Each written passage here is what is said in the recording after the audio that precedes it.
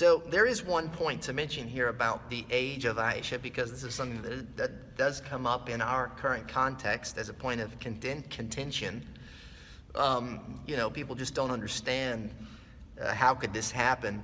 A man of the Prophet's age at close to 50, and this young girl at the age of 6 being arranged to marriage, and then 9 or 10 for consummation. So marriage in Islam is part religious tradition and it's part cultural expression.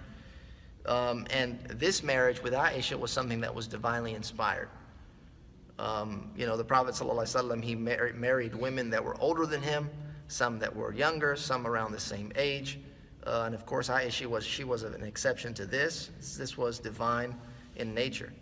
It was also something that was normal in their society. Imam Shafi'i, rahimahullah, it was reported that he said he met a grandmother who was 21 years old.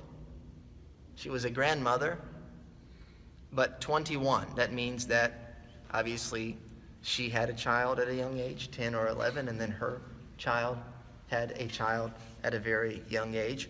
And there's another thing that you will note, and this is something that's very important in the event that you are engaged in a conversation about this topic, is that the Prophet ﷺ in his society as a prophet trying to invite people to the truth, he was attacked.